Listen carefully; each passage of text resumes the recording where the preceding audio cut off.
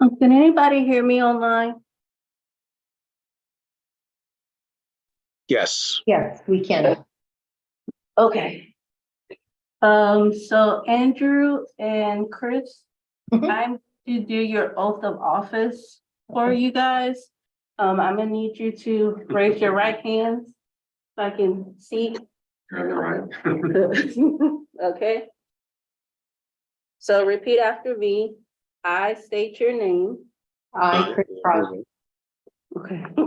Do solemnly swear or affirm Do solemnly swear or affirm that I will faithfully execute the duties of the Office of Independent Ethics Review Board that I will faithfully execute the duties of the Office of Independent Ethics Board of the City of Sugar Land, County of Fort Bend, of the City of Sugar Land, County of Fort Bend, State of Texas, State of State of Texas, Texas, and will to the best of my ability preserve, protect, and defend the Constitution and will, to the best of my ability, preserve, protect, and defend the Constitution and laws of the United States and the laws of the and laws of the United United States States and of the state and the charter and ordinance of the city. and of the state and the charter and the ordinance of the city. of the city. And furthermore solemnly swear or affirm And furthermore, solemnly swear or affirm that I have not directly or indirectly paid, offered, or promised to pay that I have not Directly or indirectly. indirectly. What, give me that again. paid, offered, or Paid, promised to pay. offered, or paid, promised. offered, or, Like 102 fever, I can barely think. Oh, okay. Contribute or promise to contribute any money Contribute or promise to contribute any money or valuable thing or promise any public office or employment or valuable things or promise any office of any Office public of what? office or employment any public office or employment as a reward to secure my appointment or as a reward to secure my appointment Right. or the confirmation therefore, so help me God. or the confirmation therefore, so help me God. Okay, that's it. Thank you. That was easy. Mhm. Yeah. Where are you?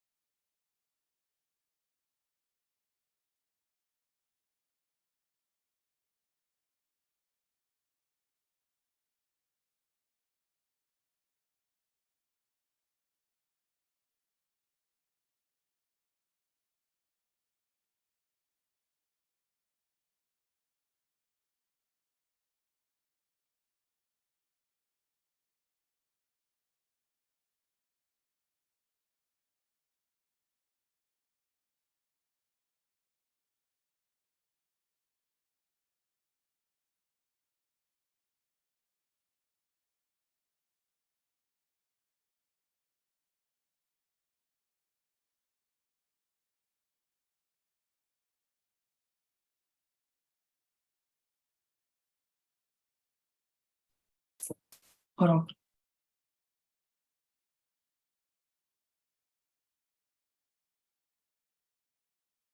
Mr. Lobu, can you turn on your camera, please, to count as present for the meeting?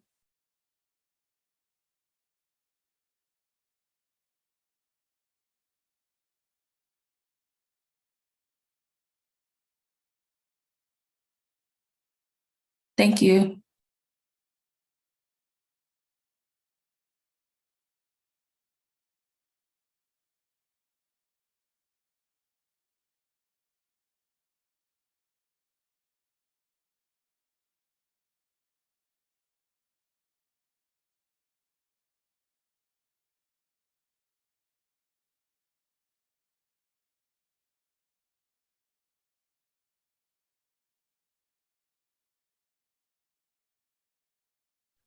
Brazos room is muted. Can y'all please unmute yourself, please?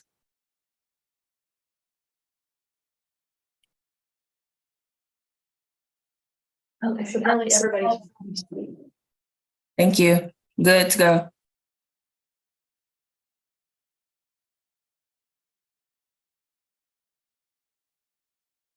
Eight, missing one. No. It's on an iPhone. Roberts? Oh, Raquel, yeah, oh my gosh. Are we muted? Is Raquel in the meeting? I didn't see her on the list when you scrolled through it. Okay. So I didn't know who the iPhone and other numbers were, if perhaps I was trying. Okay. Ready? Okay, I call to order the Independent Ethics Review Board on Wednesday, October 11th at 4:30 p.m. Do we have any public comments?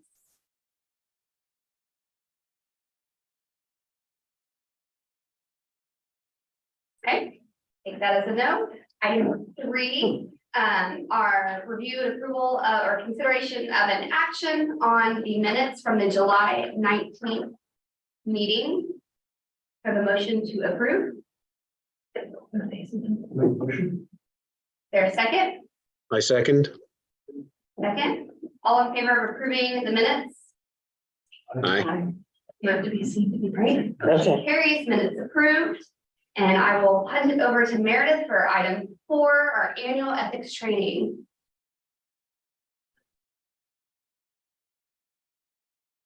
You wanna drive, you may drive. Oh, There's a lot clicking. okay. Okay. Thank you, Ashley. You're welcome.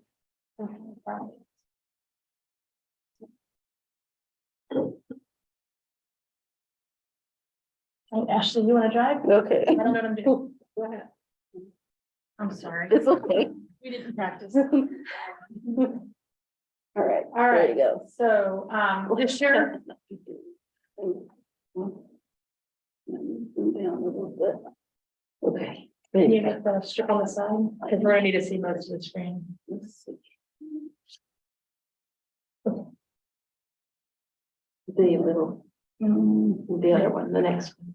Or that one, and just flip down to the bottom. Okay,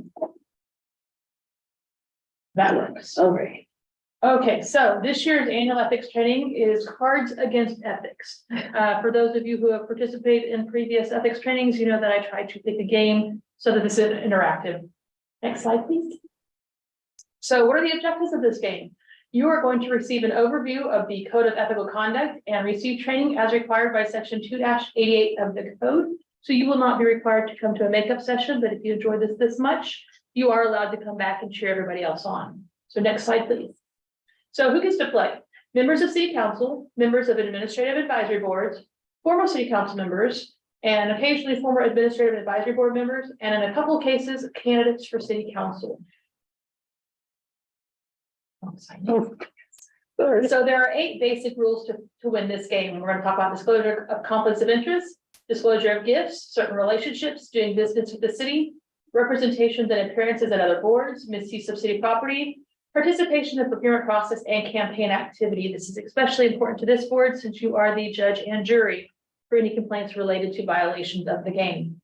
Next slide. So we're going to talk conflict of interest. There's a special economic benefit. And how do you define that? There's 2 ways you can have a special economic benefit. It's with a business entity, and we have the rule of 10 and 15. So 10% of the ownership, or that is not right. 1,500%. I'm sorry. 10% of your gross income for the previous year, or 15,000 or more of the fair market value of the business entity. And the real property is the rule of 25. 2,500 or more of the value of the real property, or yeah, I'm sorry, I haven't done this in a year. 2,500 or more of the value of the real property. Next slide. So if you determine you have a conflict of interest, whether it be in a business or in a property, you're going to file a conflict disclosure statement with the city secretary's office. You're going to abstain from the item, and we're going to ask that you leave the meeting room. For those of you who are baseball fans, you may be aware of people that can throw signs. We don't want there to be any suggestion by anybody in the audience that you are telling your fellow board members what to do and how to vote on the item. So also you get to tell us when you're related to a vendor. So if you receive taxable income from that vendor and exceeds 2,500 in the past year, or if you're related to them within the 3rd degree of consanguinity or 2nd degree by affinity, you get to disclose that. Now, you will see that this is a very general presentation because you are subject to judging everybody else. This is not specific to your board. But I recognize that you do not have a vendor. Next. So when do you get to brag about gifts? You get to brag when somebody like a vendor gives you lodging, transportation, entertainment, or food. You will notice that there's an asterisk next to the word food. So $100 for all of those, and from a cumulative vendor in a rolling 12-month period. Now, the asterisk next to food means that you're actually eating a meal with the vendor. So you're sitting across the table with them and you get up to $500 before you have to tell us about it. So if you can have a conversation with the vendor, it's not like a great big room where there's a million people in there and you just wave to them, that's great. You're not actually having the meal with them. But if we can converse, then you get up to $500. So order that glass of wine if you're so inclined, get that second dessert to take home, order the steak, whatever you're fancy, you get up to $500. Next slide. So additional rules, doing business with the city. City council members are prohibited for entering into contracts with the city for something called a significant amount. The significant amount is a cumulative of $1,000 during the term of office. So if they're in office for 3, 6, or 9 years, total max is $1,000 during that period of time. Representations and appearances. Representations are when you go in front of another board. Representations are when you're in front of an editor or posting on social media. You must disclose which hat you're wearing. Whether you're a city council member, whether an ethics board member, or a P&Z member, you must state my position as, insert your board here, or my position as a citizen. Keeping in mind a council member, the mayor will always be a council member or a mayor. They can never take their hat off because the citizens don't recognize them as anything but their elected position. Appearances while in office and for 2 years after office, you cannot go in front of your own board and represent somebody for compensation. The exception to that rule is if it's your own personal interest. So if you are on P&Z or ZBA and your property is subject to zoning change, CUP, or maybe a variance, you are allowed to go even when in office in front of that board and say, hey, in my capacity as a property owner, I would like to say blah, blah, blah on my behalf.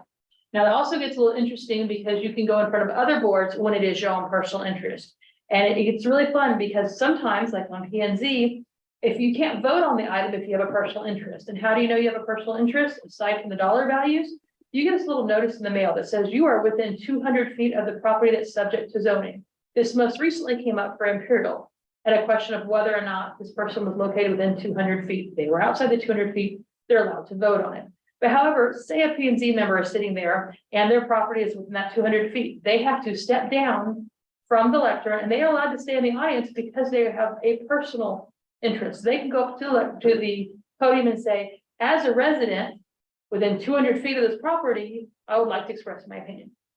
They can't vote on it. And they also can go to city council and they can sit in the audience and say, as a citizen. Now, a city council member can go to P&Z and say, as a resident. But do you really think anybody on P&Z is going to believe that they're talking in their capacity as a resident? Probably not. It's very hard to take that hat off once you're elected to office. However, once they get to city council, they can't vote on it because they are within that and they have to step out of the room.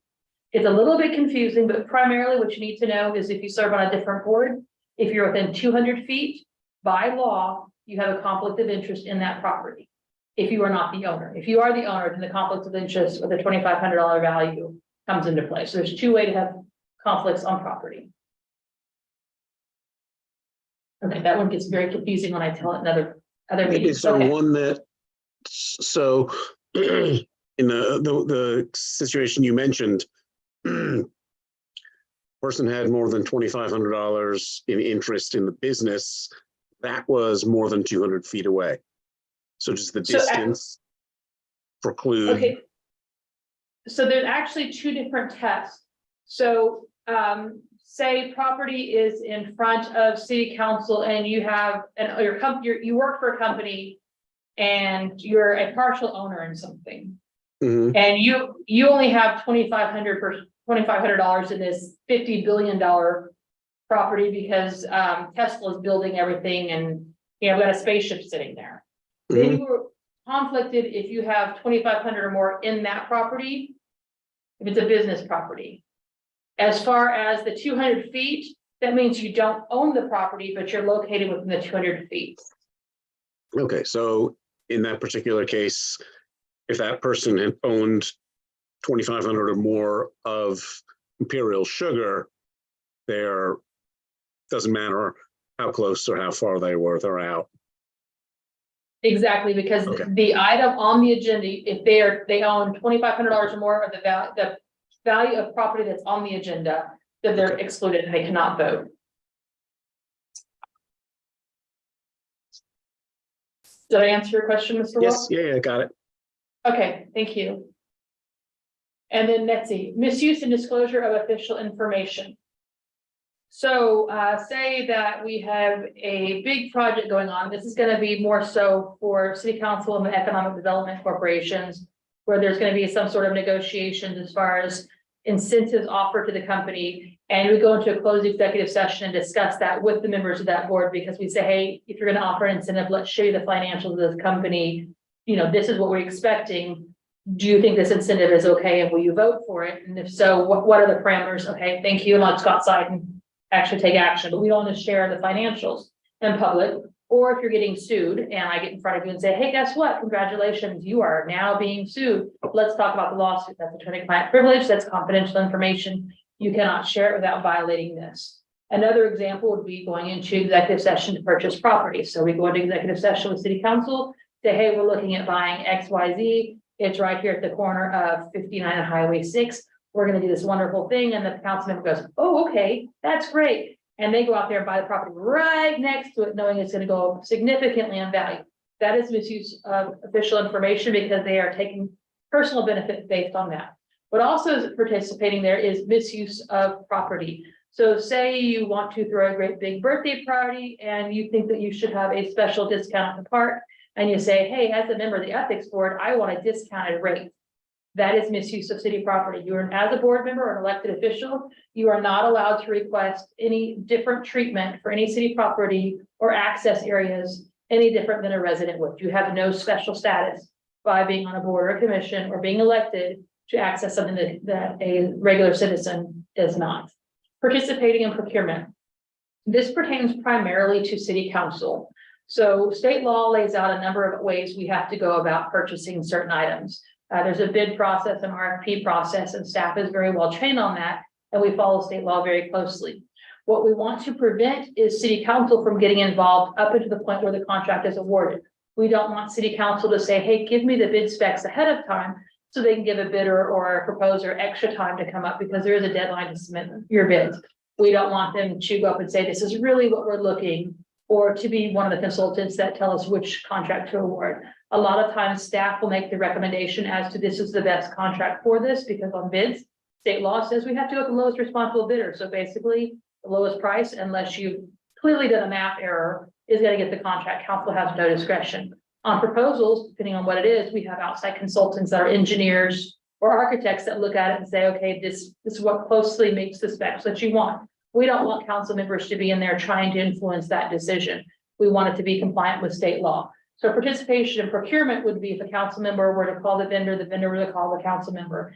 In that situation, we will disqualify the vendor from the process because we don't want there to be any appearance that they receive special treatment and tax dollars were not used appropriately. And if the council member did it, they would be a violation of this rule. It's a very strict rule we follow. If you ever see one of our RFPs, it will tell you, you must talk to this person in this department with this telephone number. Calling anybody else, you're out of the system. The last one is campaign contributions. So you are not allowed, which is in case any of you decide you want to run for council in the near future, you are not allowed to ask city employees for campaign contributions, and you cannot campaign while you're sitting on your board. So if you're sitting in P&Z and you say, hey, vote for me for council, that's a violation. Next slide. Okay, so I went through that extremely fast. But I know that you all already have it all memorized, but if you'd like to read a full text and keep it, in your pocket for every meeting we have here, you can find it in Chapter 2, Article 4 of the city's Code of Ordinances. What do you do? Oh, go ahead. I'm ahead of myself. Okay. What if you have questions on these rules? You can ask for a written opinion from me. The great thing about a written opinion from me is if you say, hey, these are the fact scenario, I'm about to do something, should I do it? I will give you, outside this board, I will give you my opinion based on the discussions that this board has had when we do articles of interest, and you tell me, this is, you all discuss, this is the violation of this article, this is what we think should happen. So based on your discussions and your interpretations of those articles, I will write a legal opinion to that elected official or appointed official saying, my opinion is under the facts that you've given me, I will spell them all out. This is your obligations.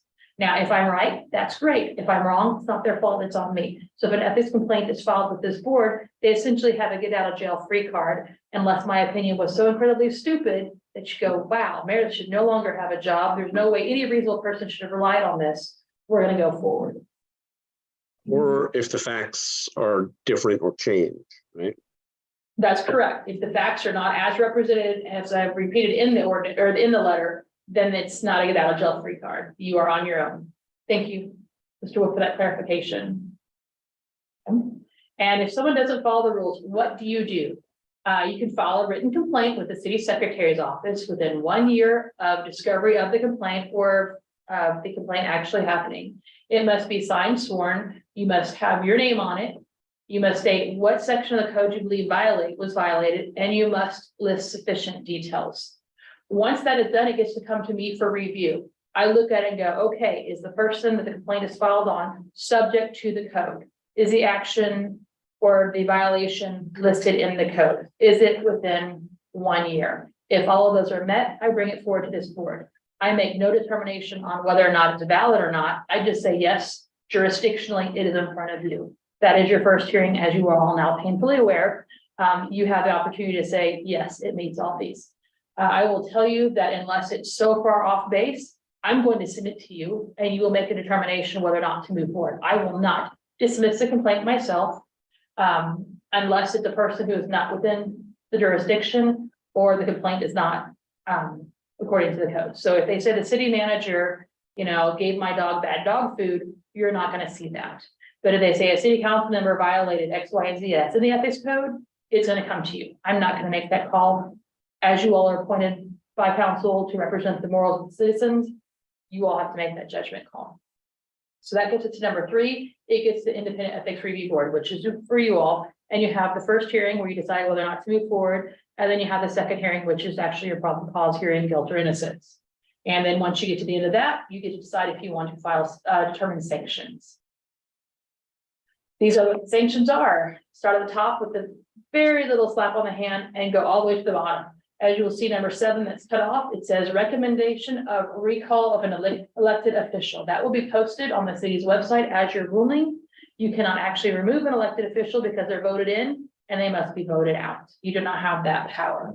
You can recommend to city council removing of an appointed official on any other board. All right, do you have any questions? If somebody has a complaint filed against them, are they given the information that if you think you did it and you did it by mistake, or you did it and it's really minor, you can avoid any dragged out process and just say, yeah, I did it. I'm sorry. I'm never going to do it again. Or do they have to wait for the entire process to begin before they can say, I'm sorry? Excellent. So when the city secretary's office provides my office notice of complaint, they also file or send a copy of the complaint to the elected or appointed official who is subject to the complaint. With that, that's in a copy of the procedures on how this board operates. And so then this board will meet for that first hearing, and without any information other than the complaint, this board determines whether or not to move forward. They don't receive any extra information. It's just what is on the 4 corners of that document. Once you have made your decision, if you want to move forward, then we notify on your behalf the complainant that you are moving forward. They then have 10 days from receiving your notice to file written statements to you. And in those written statements, they can say, hey, look, I did it. I'm sorry. I would like to enter into a settlement agreement with you. And at that point, we will convene a meeting, and it will not be a probable cause hearing. It will be more of a discussion with you all and the complainant saying, okay, thank you for admitting this. Give us the circumstances, and then you all will decide what sanctions. It will not be a full-blown hearing. If they don't want to do that, they don't want to settle, you will have the full hearing. So thank you for bringing that up. Any other questions? No. All right, let's play. So we're playing Cards Against Ethics. The purpose of the Code of Ethical Conduct is, this is where y'all interact and shout something out. To establish standards of ethical conduct for official candidates and those who Do business at the city. Excellent. Next. The purpose of personal conduct and ethical behavior include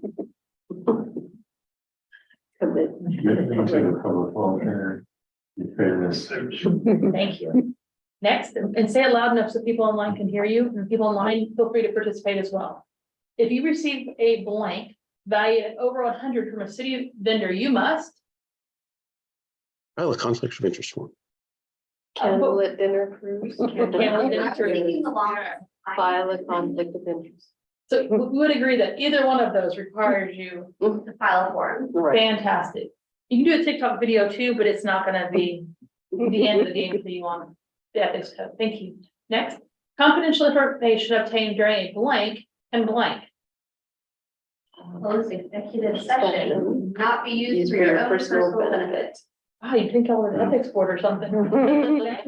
I'm sorry, I got stuck on that. I saw the llamas, I was like. We have to have some fun. If you would financially benefit from a contract in which the city is considering purchasing blank, you should blank.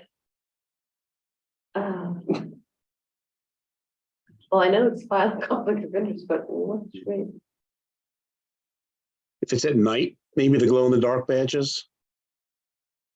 But I You think like glow in the dark badges? well, You do? after you file a conflict of interest, if you file it at night, you might want to glow in the dark ID badge.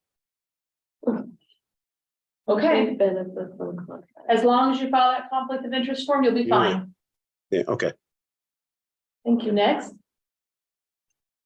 If a relative will receive a financial benefit from an item on an agenda for consideration, you should blank and blank. File a form and abstain from participation. Very good.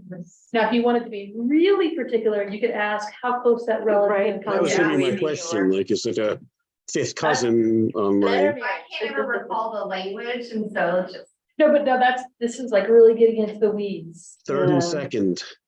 it's third, but I never saying. Consanguinity. Consanguinity, that's a tough word. So Unless yes. you're in Hopkins. Oh, Rachel. Okay, next. If you have to abstain from voting on an agenda item, you should blank and then blank. Leave the room. Leave the room. Yep. Wait outside. Wait outside until the item is finished. All right, next. If your friend asks to borrow a city vehicle for an afternoon to blank, you must blank. Request. Find the request. All right, well, thank y'all. Let's see what's Would next. that not, would that even I'm sorry? apply? Would that even apply to us? Because we probably wouldn't have access to a city vehicle.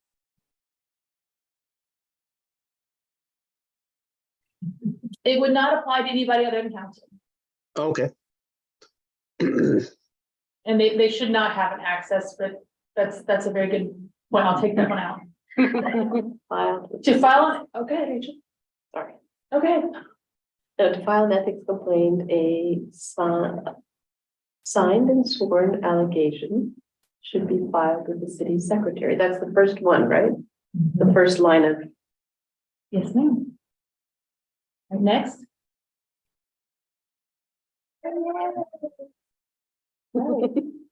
Any feedback Great game, good job. other than the city vehicle? Okay, well, thank you. I will be personalizing this for each board going forward. We'll be going to each individual board. So the examples I use for those boards will be specific to those boards. They have more in depth. But because you and council get to touch everything I wanted you to see, I mean. Do you go into for some of those, like for P and Z, more of the percentages and thresholds? For P and Z, we do a lot more. Oh, I will be doing, on the makeup sessions, I had one that was almost predominantly P and Z, but going forward for P and Z, the examples will be predominantly land use. So if you have a zoning thing or a confidential information and requesting requesting access, misuse, and then appearances and representations, there will not be campaign contributions. There will not be contracts with the vendor. Well, there will be contracts with the vendor insofar as gifts, because any development agreement they're making recommendations or zoning would be considered for the purpose of the gift statute, a contract, and so they could be bribed. So we will go into that. But for other boards. I think I was in the P and Z makeup last time. So we had the chair and the vice chair. Yes, that was, yes. Yes. So is somebody on the P and Z or this board, that decides to run for election? They have to step off the board. Okay, so we do not have resigned to run as far as this board and city council. We have a resigned to run if you're on city council and you have more than 13 months left in your term in that state constitution. So if you're on this board, you don't have to resign from this board. to We run had for that. somebody, Yes, Mr. Kamali, right? Who was on this board. I don't know that they ever got sworn in.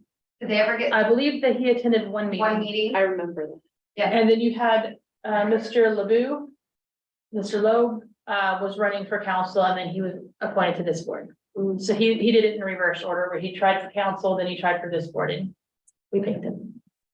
How aware are city employees of this policy? And the reason I ask that is you said that you can't ask to have a discount at a park for a party.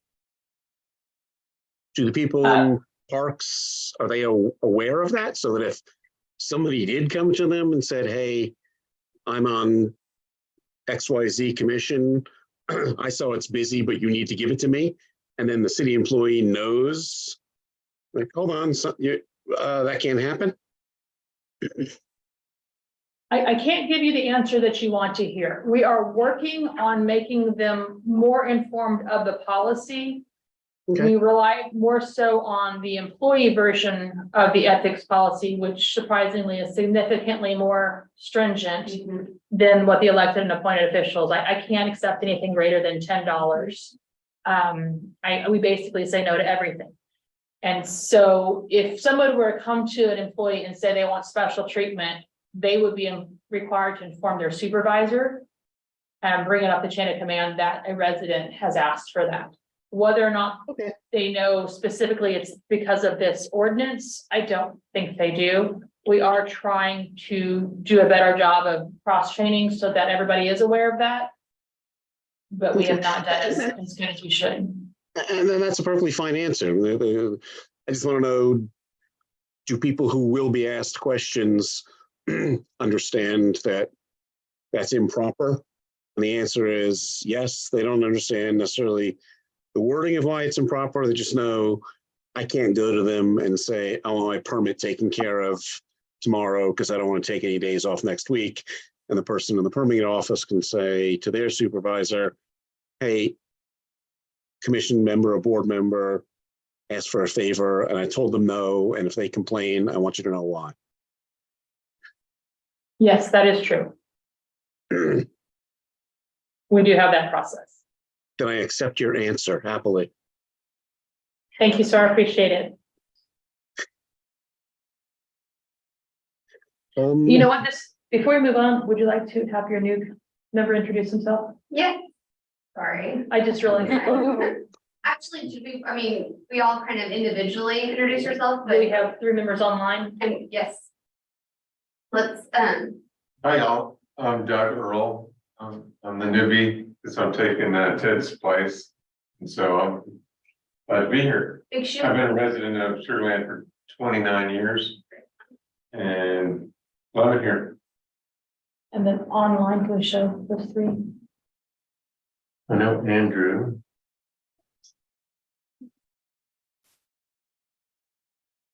I'm Chris, and this is my second term on the board. Hi, Chris. And then you know Andrew. I know Andrew. So we're only missing Raquel. And I've seen Larry. I saw Larry on the campaign trail last year. He doesn't know me. Well, this is a really good board to be on. Yeah. We have really great discussions and we've served our purpose recently, but we hope to, continue to practice and not actually effectuate these. So, but it's good. It's always a good dialogue and a good for discussion and to see what's going on in other cities oftentimes and what's in the news and how we would deliberate and discuss and handle as a board. So I typically enjoy the meetings, but I also work in compliance and ethics. So, I'm an odd duck, I guess, in that regard. But we're happy to have you. And Thanks. Did you work for YMCA? I did. Okay, we've known each other about 30, 40 years. It just occurred to me, oh, I know this. I'm just a little older. I'm Rachel Berkey. Oh, yes, of course. I used to review YMCA programs. But late 90s. Yeah. So, gosh, yeah, let's see. 90s, yeah, I came here in 94. So, yeah. You came to one of my events, I think, in 2013. We've known each other a long Small time. world. He was sitting there and I thought. Is there anything else on the ethics training front that you needed to? No, if you have no additional questions, I'd like to move on to the workshop. Perfect. So item 5 is the workshop, review and discussion of the ethics hearing procedure. Okay, so you may recall at your last meeting, you gave me a lengthy list of items that you wanted me to address. By my list, there are 27 items. I have made some headway. So the first one I think is the most important one, and Mr. Trolley brought it up. So I would like to show you all what our proposed draft ethics complaint form looks like. If you all are satisfied with it, I can have it uploaded tomorrow. So this is what the draft form looks like. Let me scroll down just a little bit. There you go. So what will happen is they'll do a search, they'll show up, the format on top will look a little bit differently because this is just a draft, it's not forward facing. But I wanted you to see kind of what the form would look like. So this is where it'll start. So the person will have to put their name, address, city, state, and zip. And then they have a link to go to the code of ordinances. It'll pop it up where they can read the entire code. And then they get to say which section they believe was violated, and they get to put their comments in. I'm not seeing, all I'm seeing is the draft ethics complaint form, Yeah. the click here access, nothing is, Yeah, I'm not seeing the form either.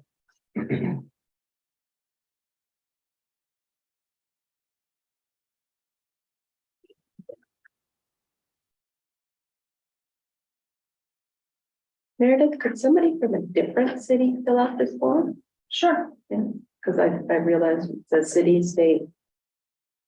It's probably, you have to go to a different tab, probably, a different tab, it's not. Like when you click to open it, it went to a different tab. Yeah. Are you sharing like a document or the? Yeah, I'm trying to share it. Just share screen.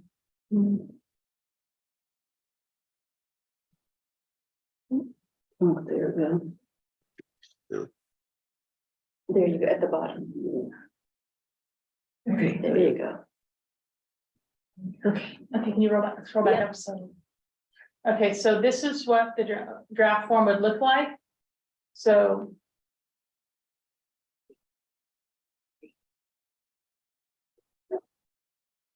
Is there a reason the Ethics Advisory Commission, is that our?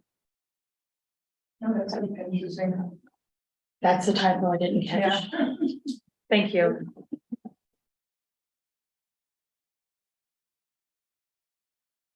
Okay, thank you. I can't believe I missed that. Okay, so you put your name, address, city, state, and zip. Then we have an option to click on code of ordinances. I'm afraid if I click that, that'll screw the spreadsheet. I'm sorry. I was just gonna say, suppose someone can't decide what, like there might be someone, they've read the code and there's 5 choices and they can't decide, Should we have other? I know that, I hate. Undecided for him. But they just, it could be like a literacy thing, like they, it might be representations, but they're not sure, you know what I'm saying, like. I mean, those are kind of words a lot of people don't use, believe it or not, Even like conflict of interest, some people don't know what that means. I'm just thinking of the person that wants to report something, but they don't know what box to check. Okay, the way it's set up right now, go ahead, Andrew. you could add on, like, so if it said disclosure of gifts / financial, right? And maybe just add a few words to those that are already there. Because someone might think of a gift as it has to come in a box with a bow on it, as opposed to in an envelope. So the way it's set up right now It is if aligns, sorry. Okay. No, I was just, it follows the code. So if you go to the code, these are the headings within the code. If you click on code of ordinances, these are the exact headings that are within the code itself.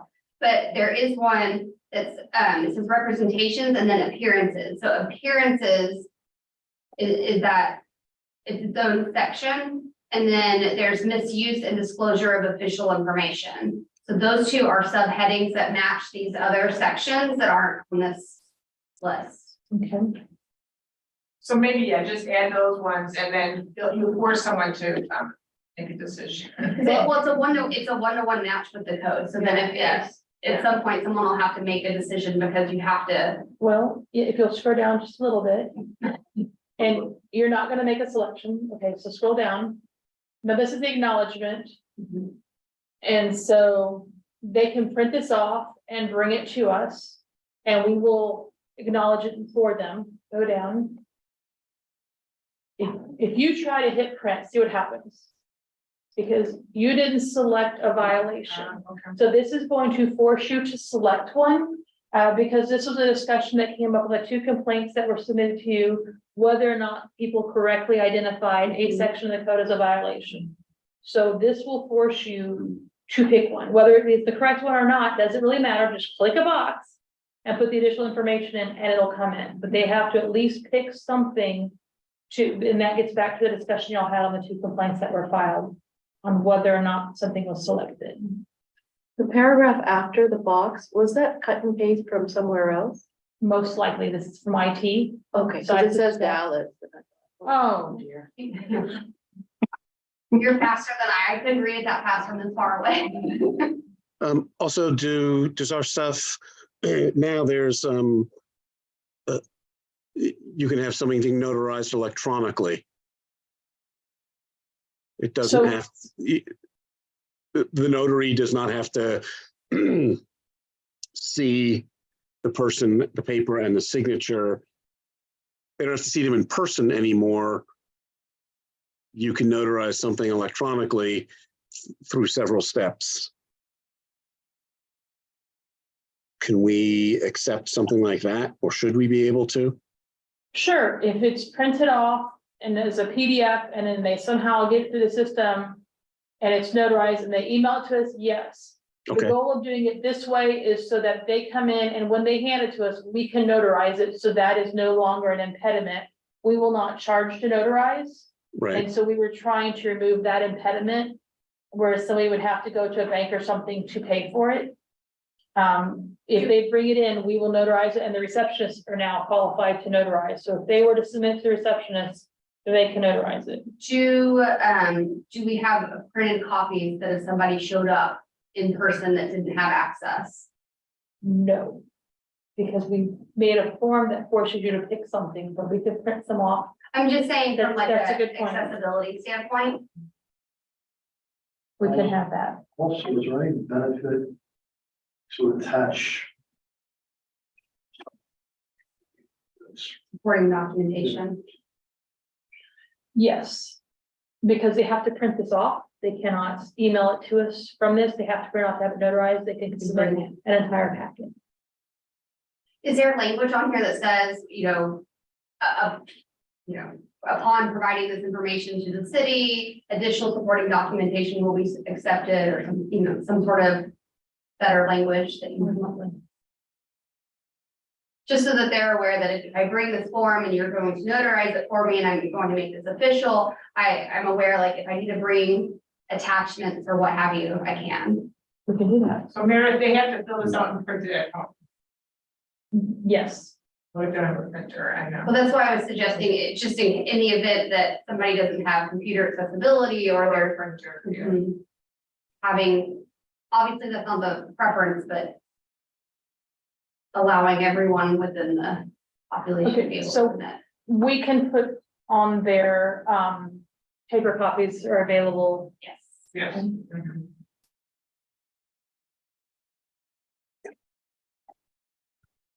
I always think conflict of interest, maybe that's just me being picky. The first one. Conflicts versus conflict, I have it. Hold on.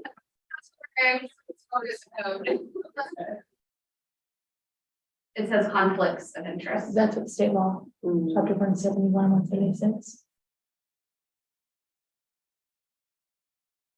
I hear what you're saying. I mean, that implies plural. Right, Mhm. and, Well, it's possible that it says conflicts because it's different ways. There are multiple conflicts. In the listed. explanation, There's. It is purely copied from state law. I take no ownership on that act. Maybe I should, but it is straight from state law. But again, Meredith, if you're clicking conflicts, the conflict of interest, does that take you to the section or just simply click, check it and that's it? You just check it. So right above that is the link that will take you to the full ordinance. So that you can look at all of them before we suggest something to you. We wanted to make sure that we didn't have people just click the very first one because it was there. And so I'm afraid to click it on here. Yeah, no. It works at my desk, but I'm nervous about this computer. Oh, no, that's a good point. Should it say to properly fill out the following fields? Well, it says please refer to the code to properly fill out the fields, next fields. Again, you don't want to make it too much. Right. We were trying to keep from making suggestions as far as what the violation might be. We were concerned if we started spelling them, you'd get tired of scrolling and stop.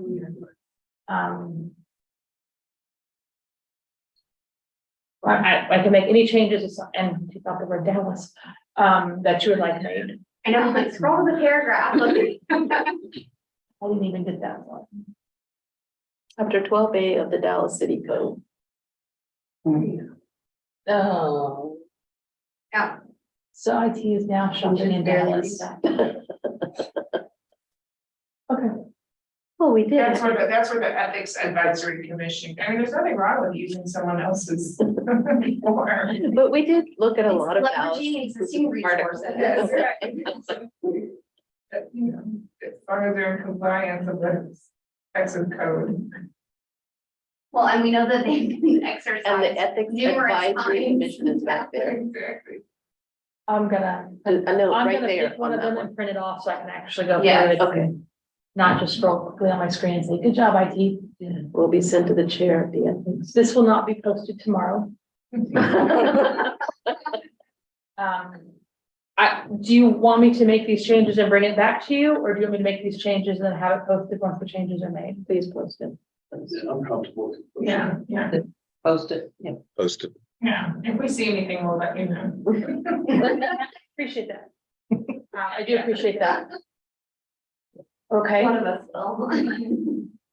Okay, so then the next document we have. My link didn't work, so I emailed it to you, Andrew and Chris. Yeah. I did not realize that Mr. Loeb is online, so let me email it to you as well.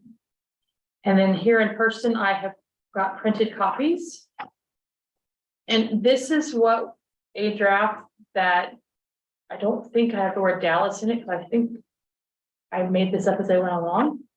From reading several, but this is my suggestion as far as what to hand a respondent once a complaint has been filed against them. We would like to include this in the letter to them. That says the complaint has been filed against you, and then put this in the procedures.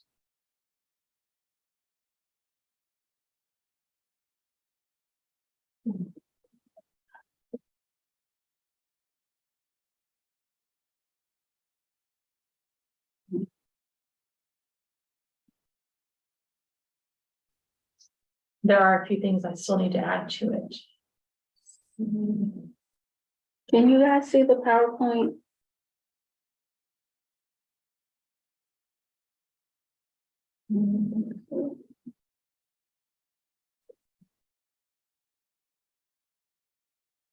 One thing, so I like the part about being respectful. We definitely lacked that in the last session. Maybe share this with any of your witnesses or anyone who's making speech on your behalf. Because most of the venom came from people who are making statements on behalf of the defendant, and not as much from the defendant themselves.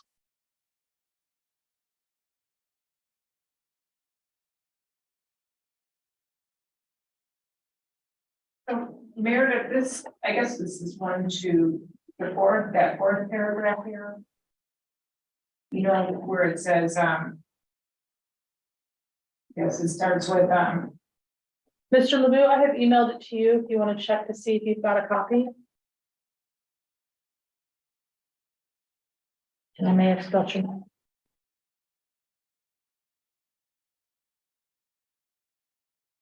I'm sorry, and yeah, yes, it's fine, I'll finish whatever, I didn't realize you were emailing, I'm sorry.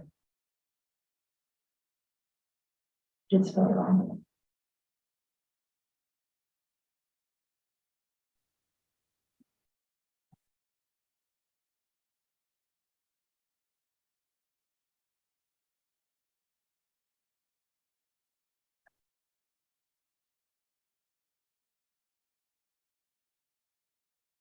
Okay.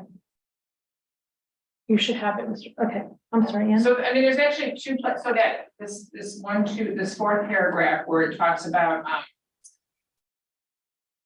it says, if it does not meet, so, but I guess it's where it says that the necessary criteria, so now, like, almost like would there be a hyperlink there, like, the thing that I remember that still stands out in my mind during what happened was, it felt like the people thought we were being very subjective, that they didn't realize we are using specific criteria to make our you know, I mean, to the very end, you know, even that first meeting when we even decided should we go forward, it was like, so if there's any way to make hyperlinks, like even that one sentence that says, if the complaint and the report are received by the independent ethics review board, the board will be given 10 minutes to decide.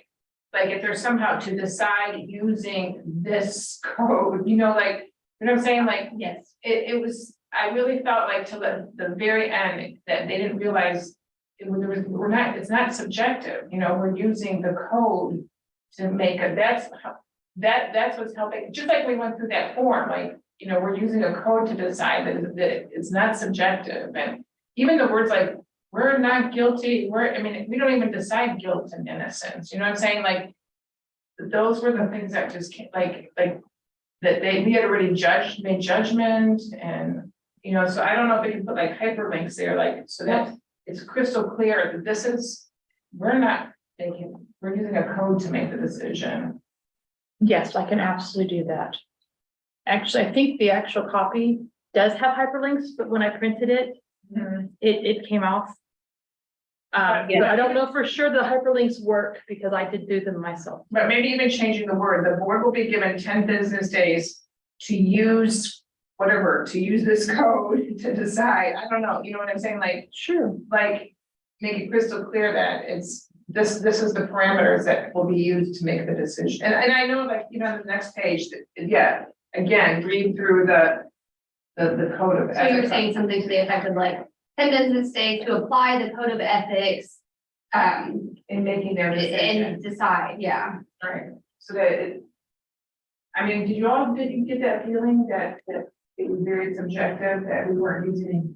I would agree with the feeling. I just don't know if it was derived from it. Feels very personal, right? When something like this comes up. So that I don't know if it's from the fact that they thought we were being subjective or if it's just felt personal because it's your personal code of ethics that's being questioned and that doesn't feel good for anybody. So I do think that the subjectivity might have been questioned. I just didn't, you know, I didn't know if it was because they didn't fully understand that we were applying a framework and, you know, policies or code, or that it was just heightened because of the personal nature. But I think we can soften it by adding language like this. I am certainly open to, I mean, this is written by a lawyer, so I am certainly open to softening it a little bit more. And Meredith, the links do work on the copy we have. I got something to work. Thank you. I appreciate that, Chris. I have a question, Yes. and I haven't referenced the code yet, so. But it says the board may seek and enter into a settlement agreement with you anytime after a complaint has been filed, I thought perhaps that they're able to request that a settlement be entered into, meaning like if in their documentation that they provide, that they can say, hey, I want to seek a settlement, I don't want to go down this path. Isn't the respondent able to request the board consider a settlement? Or only can the board be the ones that initiate that.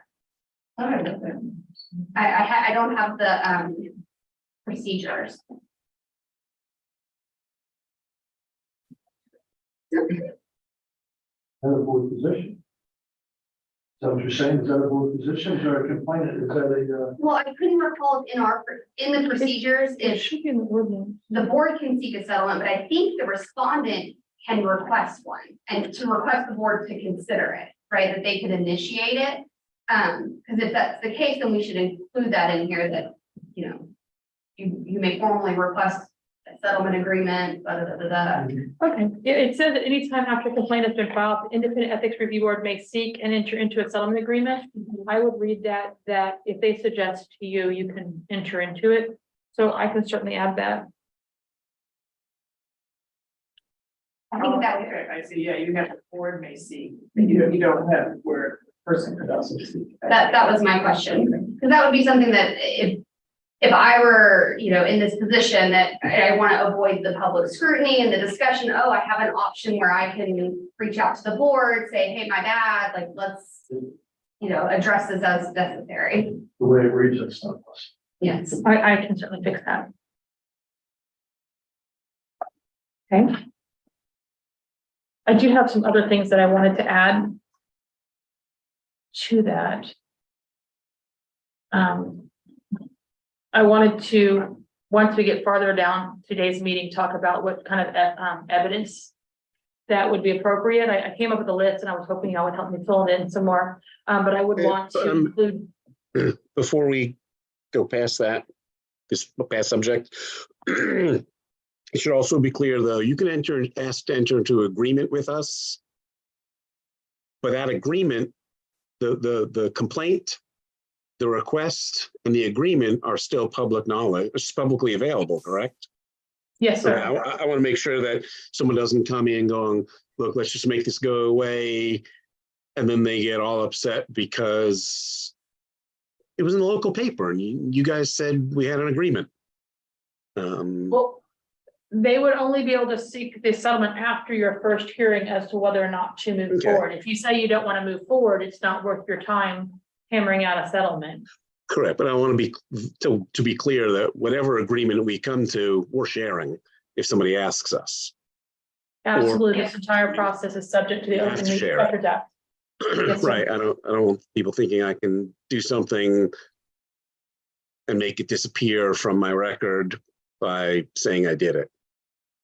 I Okay, think that would just curb the public hearing and discussion and statements and that kind of thing. I think that Right. just takes it down a different path, but it's still something that's out in the open. So I Okay. would also, I'm sorry, go ahead, Andrew. I said, okay, I'm being quiet now. Oh, okay. I would also like to attach the hearing process, as we revise those to that. To keep testimony relevant to the hearing, and we're to define relevant testimony and add it to this as far as the list of evidence. And also the deadline to submit evidence would be, I would like to say noon the day before. So that our IT department has an ability to run a check on it Is before. that enough time? I mean, what, from y'all's like quarantine procedures? Like electronic quarantine?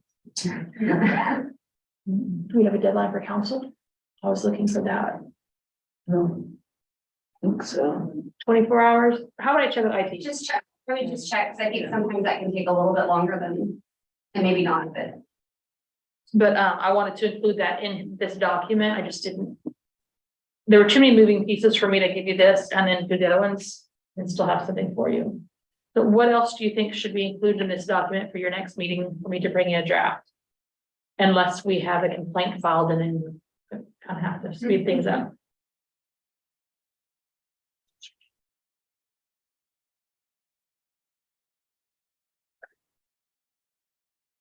Whatever language it is we use on that time frame to submit it, also take into account. Like you can't submit it at 5 o'clock on a Friday and expect it to be available to us at 8 o'clock on Monday, because there hasn't been, yes, it's been more than 24 hours, but it hasn't been 24 hours of work hours.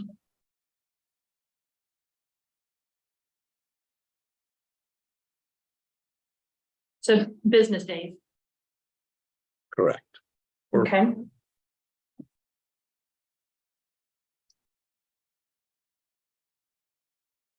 This is one of the items on your to-do list for me, so. I was trying to get to them, some to you.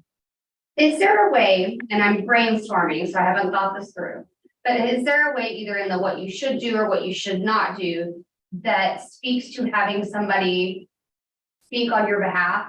Because like, and like that it's on topic and that it also is respectful, like, you know, that it adheres to the same standards that we're asking from others. So like, sorry, within the That's why I suggested we have it so be that, respectful and to make sure it's on point and topic, but is there something that we could have that says, if you have someone speak on your behalf, make sure that they also are respectful of the process, on topic, da, da, da, da, da? Yes, I would like to also propose attaching to this, what is evidence? Yes. And so that they will know what their witnesses can and cannot talk to. Yes. And the hearing procedures on the to-do list was also to determine how long each witness can talk. But like I said, I've got them out of order, Okay. so I will add all that. But kind of like a how-to on how to present testimony, how to present evidence, what you Just to help can't do. Drive it and hopefully, And your script is gonna be very, very tight. So, and you're gonna have a better outtake counsel. have we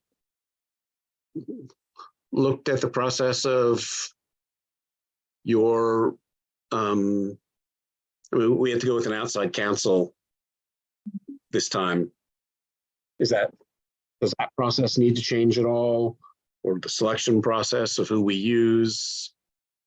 So I have talked to a few different individuals that I think would be very good at doing this, including the one that I had originally selected to do this when we created the board. Mhm. The issue we have is the timing. So because you have 10 days from the date this is given to you, trying to find an attorney who has availability 10 days out for a full day that doesn't have already meetings scheduled or a court Mhm. docket is somewhat challenging. So we are trying to come up with 3 or 4 possibilities. But that is a struggle, but our requirements are that they must be licensed in Texas for at least 5 years.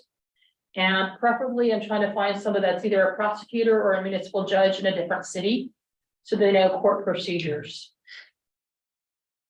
And then once that list is selected, could we do something to get them familiar with our policy? Yes, I will prep the person once we give them a contract and say, this is our policy, this is the procedures, these are sample scripts. Here is links to a couple of the meetings where they talk about articles, so you can see their personalities and how they evaluate and come up with a plan for them to run your meeting, or to provide, actually not to run your meeting, but to provide you legal guidance. if the time frame is the challenge, we self-inflicted that time frame. I mean, if that's something that needs to come back as a discussion point to allow for the retention of a, City council conflicted that Okay. timeframe, but because it is time for a review, it's something that we could discuss because it has practical implications. yes, but then you go back to the how quickly can we resolve this rather than Sure. letting it hang out there for 6 months.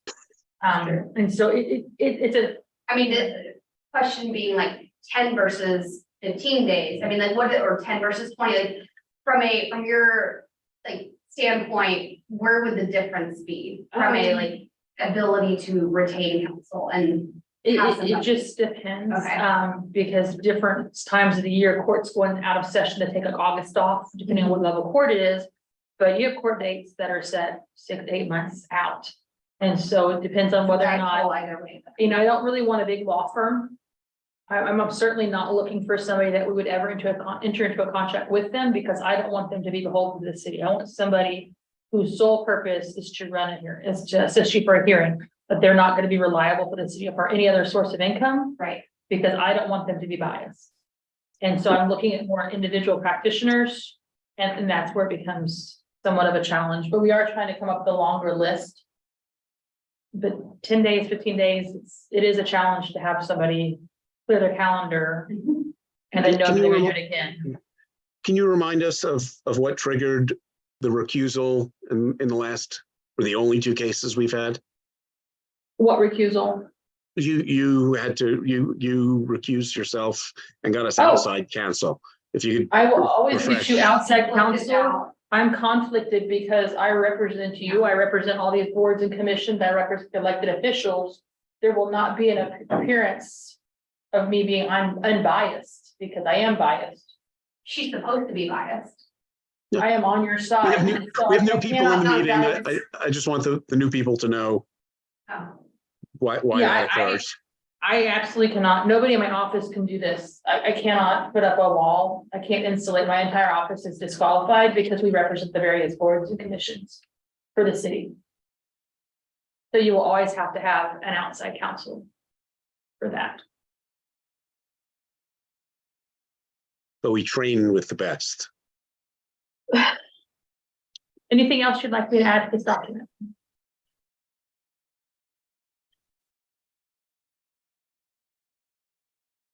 Under do not, I don't see, Sarah says, do not take it personally. Not let your negative emotions affect your response to the complaint. Yes. But I think it's gonna be very hard not to take it personally. It's a personal, Human nature. it's gonna be personal. Nicest in writing was like. Yeah. I tried to put number 6 in there, be respectful, they are your neighbors. I liked that. We'll see Yeah. if that does anything. But also that, be respectful to the board. They're, let them know we're also covered by the exact same policy. Oh, who are also subject to the, is that what you're saying, Andrew? Like, Right, so add that that- they don't think that we think that we're above the law, that, you know, like, hey, if we do something wrong, Yeah, who are also subject we'll to be the saying the code same of thing you ethical are. conduct and are held to a high standard, blah, blah, blah. Okay, Yeah, blah, blah, blah. I mean, I definitely felt, I'm very eloquent with blah, blah, blah. yes, I think I had a da, da, da, da, da, and a blah, blah, blah. This is the Meredith speak. You just work your magic. yeah. You bet. I think letting them know, there's nobody on a board or commission in Sugar Land that doesn't know somebody. We all know somebody. Mhm. Letting them know that we don't get any special treatment and you don't get any special treatment. If we do something wrong, we're sitting right next to you. And just letting them know that this truly is a group of neighbors and peers. It's not anybody from Fort Bend County can be this. Giving I can them certainly- yeah. I can certainly add that to the ethics training is that, you know, should a complaint be filed, just to know that the judge and jury are your neighbors, your peers, and they are held to the same standards, so that I can do that Yeah. from all the boards. I don't know if they'll remember it, the passion of, oh my gosh, you just called me a loser. But I can certainly add that. No, but it would definitely be something that maybe an introduction at the beginning of a hearing, should there be one, Okay. I can add plaintiff this. and the defendant could be reminded, hey, just letting you know, we're covered by the same thing you are. We live in the same town you do. Just, you know, I'm not a feel good huggy. Everybody has to win a trophy, but I do think that everybody should feel that whoever they're being judged and tried by is equal to them. There's opening statements before the trial is from the city. These are points that need to be addressed carefully before the meeting starts. The federal aspect of you. It's going to go nowhere. So to verbally say that, oh, it's home voting one, it's fresh in people's memories. I mean, Andrew's bringing up some great points, but I think that should be done on a verbal nature prior to the meeting. Mhm. And we're all neighbors. I don't think it needs to, all that, this is a 20-page document, but Yeah. I would. I do love this effort, right? So I think that it shows like, hey, we have the code and we took the time to develop like hearing proceedings or procedures so that, you know, we have a form, everything can be consistently applied. And now we're taking a good faith effort and saying, hey, should you be subjected to this, we have a resource for you and a guide. So we have a guide for us, now we have a guide for you, and, you know, I think that's great. Yeah. I have one thing to change. The thing, the last sentence, it's the very last page. As an elected or appointed official, that you have to continue your position. I have a feeling that actually has to go even before what should you do to prepare? Because even if you're under scrutiny, you're still in that position.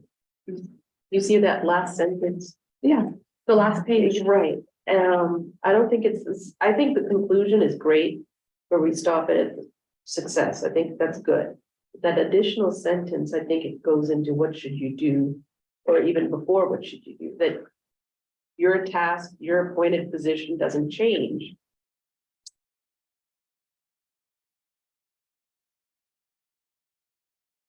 Unlike, say, state attorney general. Okay.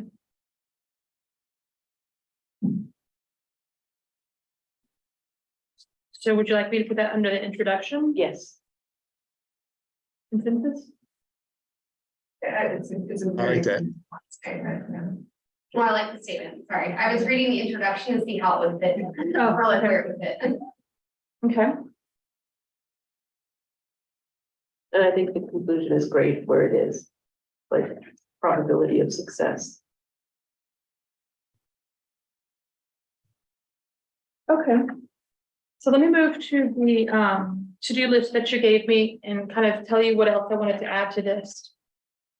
So as far as you had mentioned on the agenda, we will not split the administrative hearing into multiple meetings. We will start mid-morning and continue, and we'll feed your lunch, dinner, breakfast if needed, but we will reserve the room for the entire time.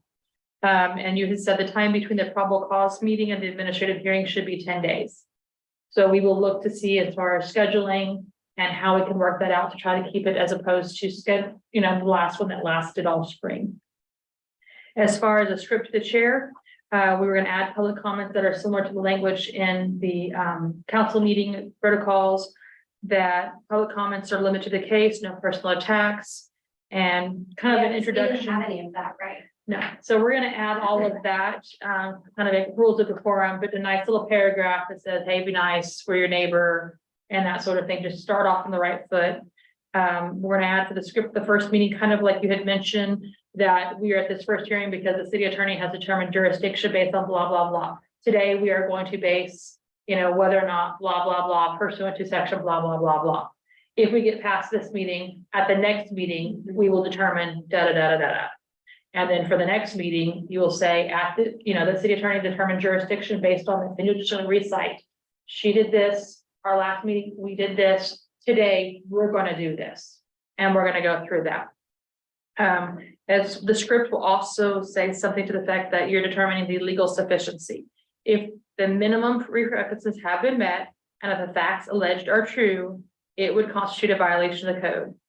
And so that is all you're doing that day without any additional information other than the four corners, and then you'll move it forward. Your second meeting, we'll talk about testimony, guilt or innocent, and then I'm going to give you a paragraph on testimony relevant to the hearing, and also going to language the outside counsel.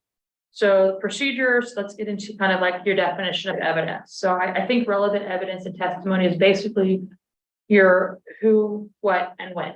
Who did it? What did they do? When did they do it? That's what you need the information on. And so going through that, and this is where I'm going to need a lot of help.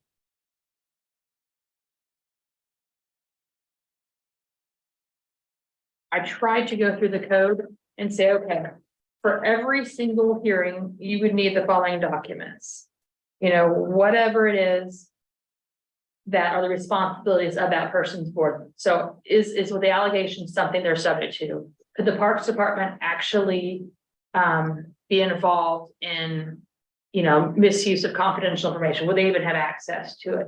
Would this board have access to something? So you need to know the duties of the person. And I could include that in my answer to you as a member of this board and attach what their duties are. Then you would need documents of the complaint used to determine a violation existed.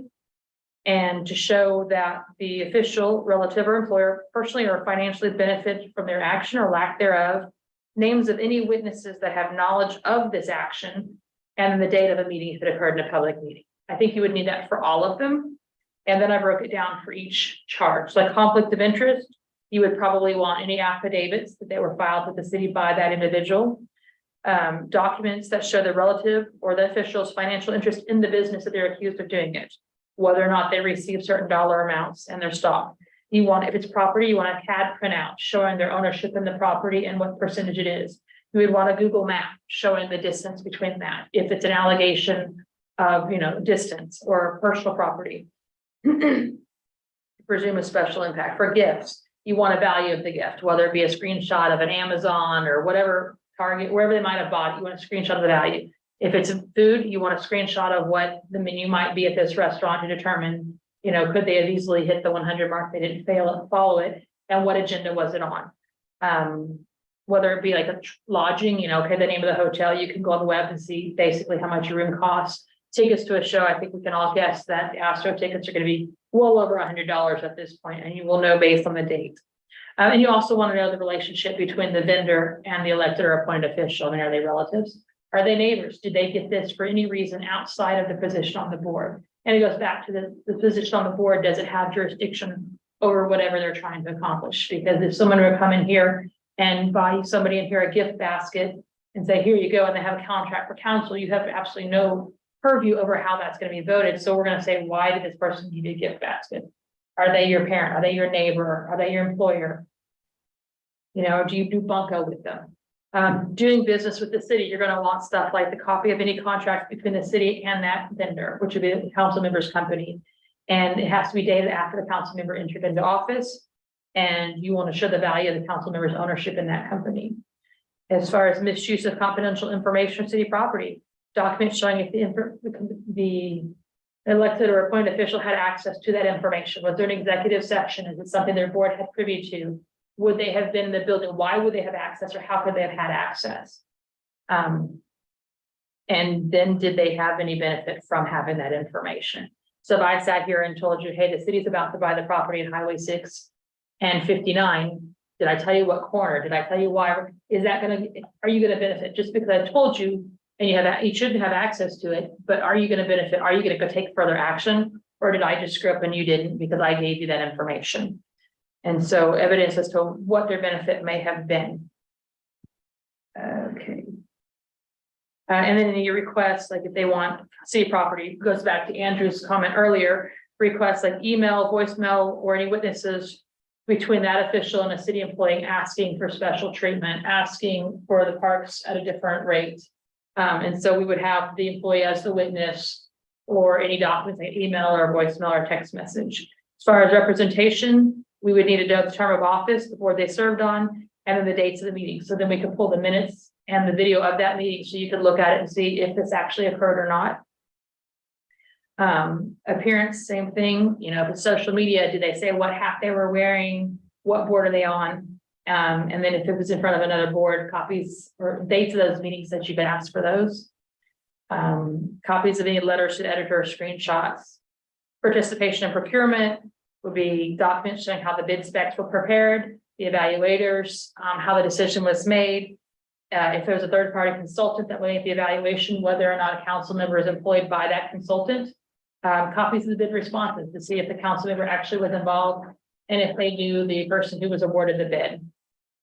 Documents showing any communication between the official and the vendor or the official and city staff.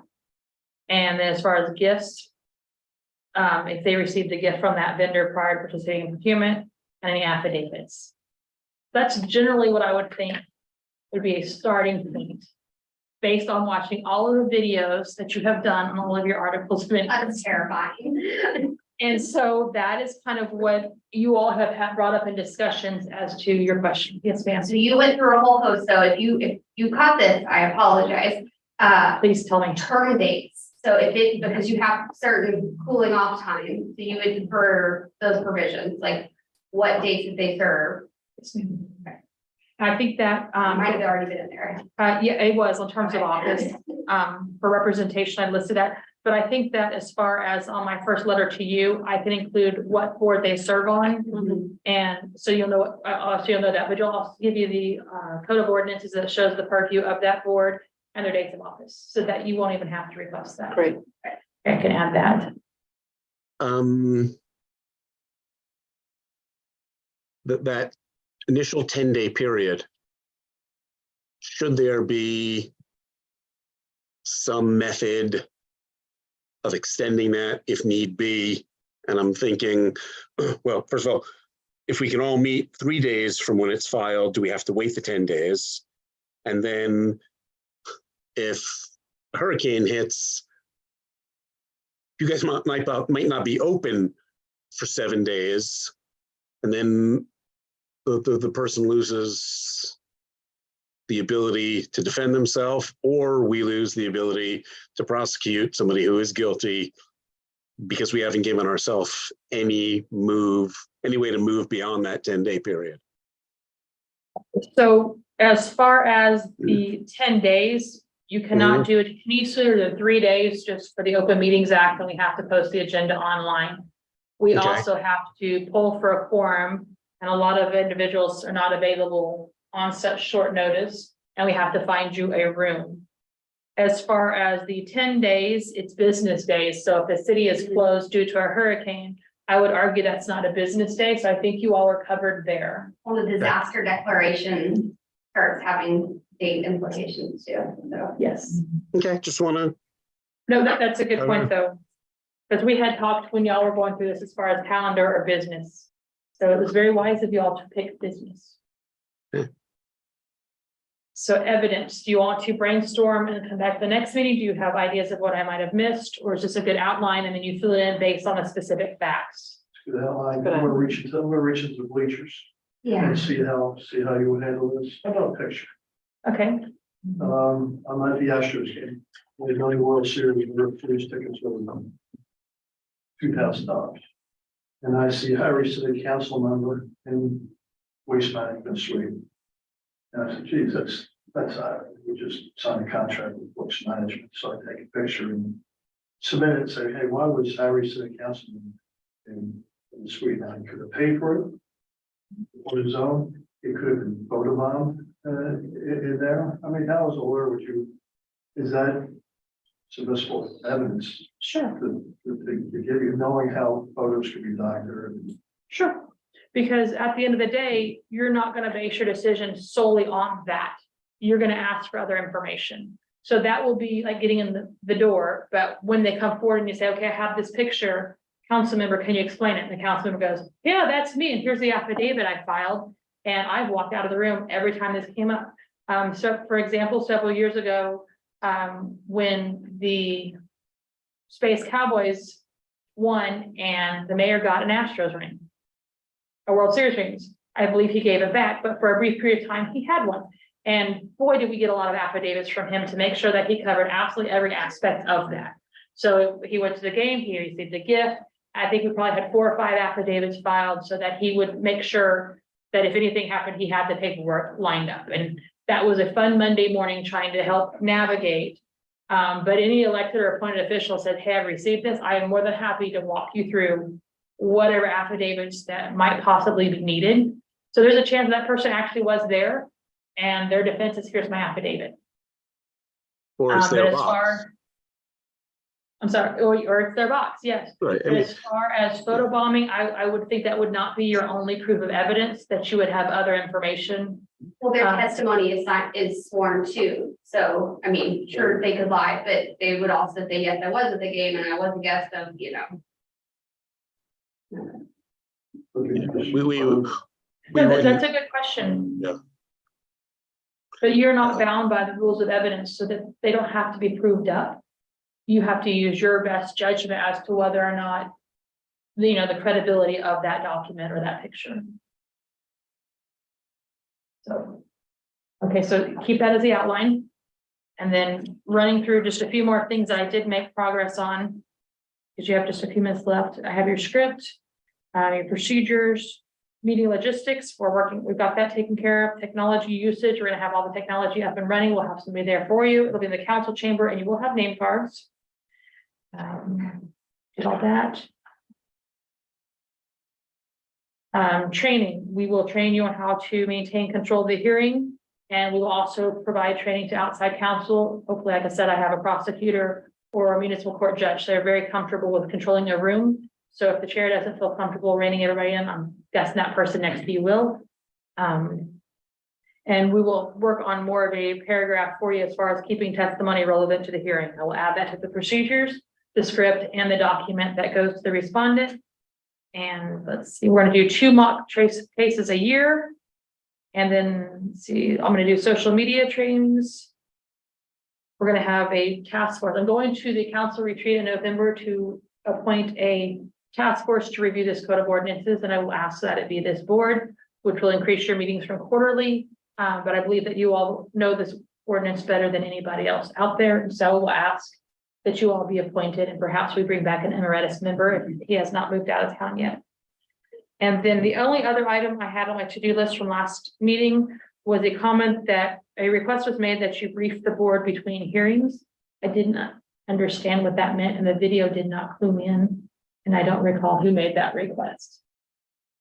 Brief the board Between hearings, between the first and second hearing. I don't know what briefing you could get. Okay, I'm gonna mark that as NA. So, In terms of, so that there was some relatively unacceptable behavior from witnesses and just people attending.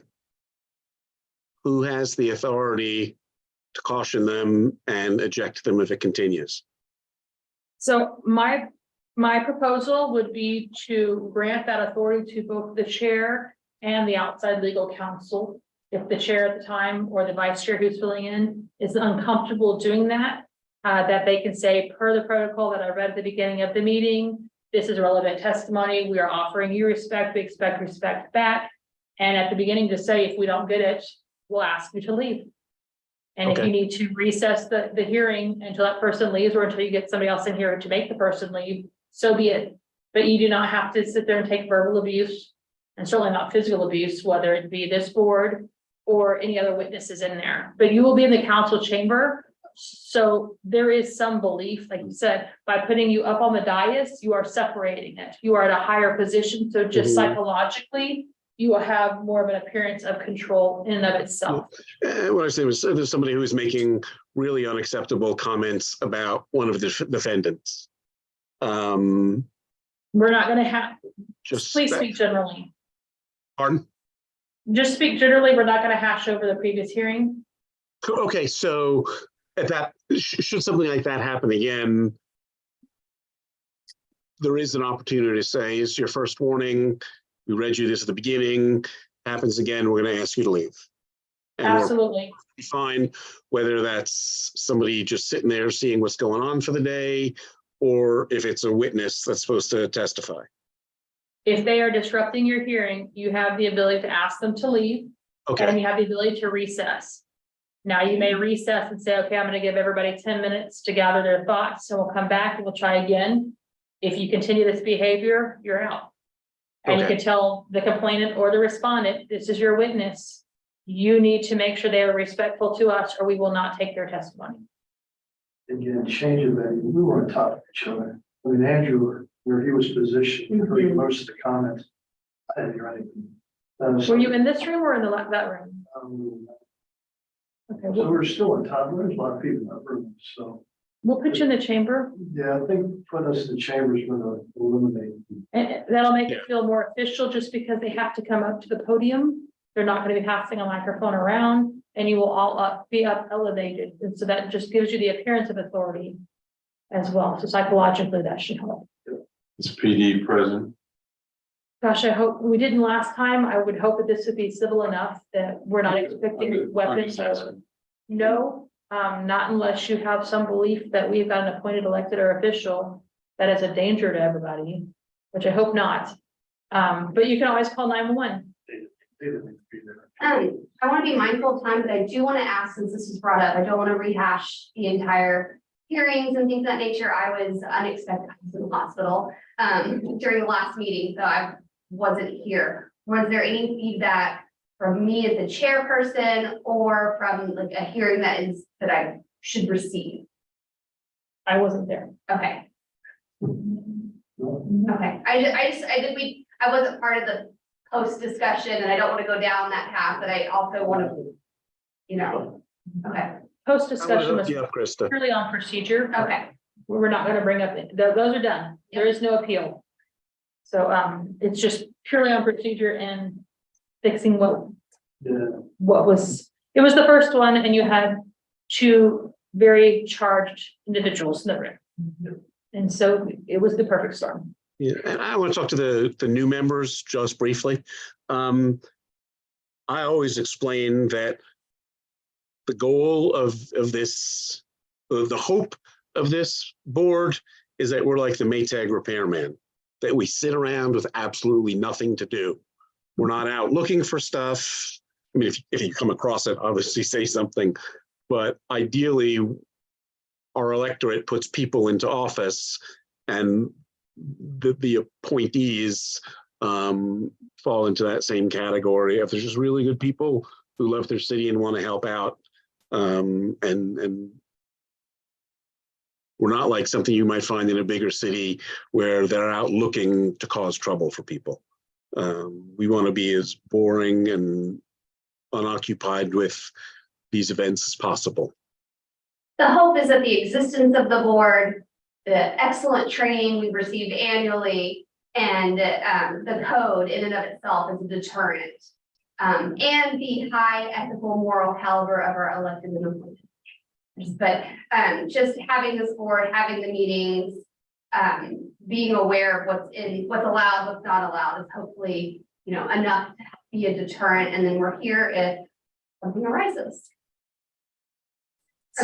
Staff is cognizant of items on the agenda and we do try to notify primarily planning and zoning and city council if we know there's a conflict. So we do have their addresses and we do know their employers. So we try to be proactive, knowing that at the end of the day, it really is their legal responsibility. But staff is, y'all have matrices. So whenever prior to posting the agenda, we try to know who has to abstain and make sure we've notified them. Okay. Well, are there any other comments, questions, thoughts? Thank you. In the interest of time, do I have a motion to dismiss? Make a motion that we adjourn this wonderful meeting. Adjourn.